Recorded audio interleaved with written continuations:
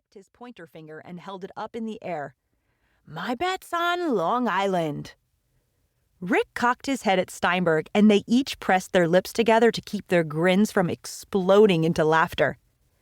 Rick ended the conversation with a polite nod and turned back to face the dirt road, holding his wooden San Juan Hill sign from last summer high above his head. Steinberg could see Plato's and Smelly's initials still etched on the back. Yoshi put his hand on Steinberg's shoulder and squeezed. "Don't you feel like we've been waiting forever?" Steinberg checked his stopwatch. It felt like 21 minutes and 42 seconds. "Well, I think it feels like 20.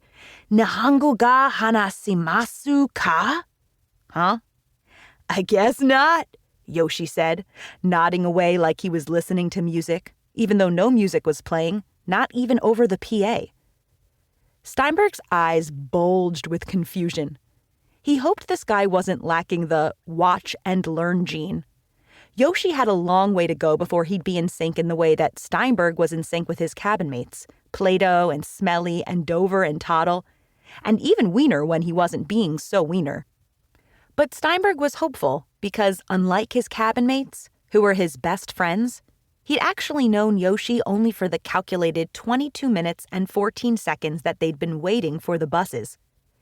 People adapt, he reminded himself, thinking about how far Smelly had come from the beginning of last summer. "You are Japanese, right?" Yoshi asked, crouching down his 6-foot-tall stature so that he was now level with Steinberg's face. Steinberg held back a high-pressure sigh so it wouldn't knock his nosy counselor off balance. Explaining himself to new people was routine, but he'd just gone through it 10 minutes ago with the new basketball counselor, who'd responded with facial tics. "Both of my parents are Jews from New York City." Blink. "I was adopted from Takahama, Japan when I was 2.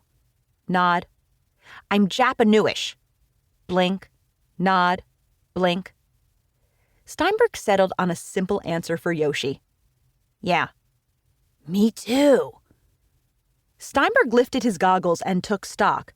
Blonde hair, blue eyes, pale skin. "What percent?" Steinberg asked. He guessed it was a fraction somewhere between 0 and 1. 100%, man." Chaim was short-circuiting. Yoshi stood up and let out a howling laugh. All signs pointed to a joke. "Don't look so concerned. I go to an American school in Japan, and since I was born there, I'm technically Japanese." Steinberg gave him a look of skepticism. He thought back to the co-ed sleepover that Missy's grandparents had hosted at their farm in New Jersey last fall. "Missy was born in a stable. Does that mean she's a horse?" Steinberg pulled his backpack straps tighter and stretched his back. But then, without warning, Yoshi lifted the backpack from Steinberg's shoulders. "Whoa, man! What is in this thing?" "Batteries. For my robots. I'm an inventor." When TJ, the camp director, had greeted Steinberg at the gates by flipping him upside down, he'd also asked about Steinberg's heavily loaded JanSport. Steinberg knew this would have made his mom freak, both his hoard of batteries and the friendly assault. But she and his dad were busy with the captain, TJ's wife and co-camp director, who was promising that their son would practice his haftorah for his bar mitzvah 3 times a week under TJ's instruction. "Oh, hey, Steinberg!" Steinberg recognized that deafening voice. It belonged to Sophie, a camper in his age group whom he'd known for exactly 4 summers. She was currently galloping toward him from the girls' side lawn, flapping her arms like a chicken for momentum.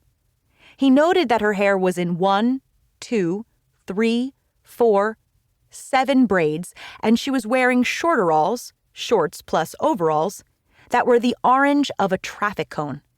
Her arms were outstretched like her end goal was a hug, but she stopped short right in front of him in his personal bubble of oxygen.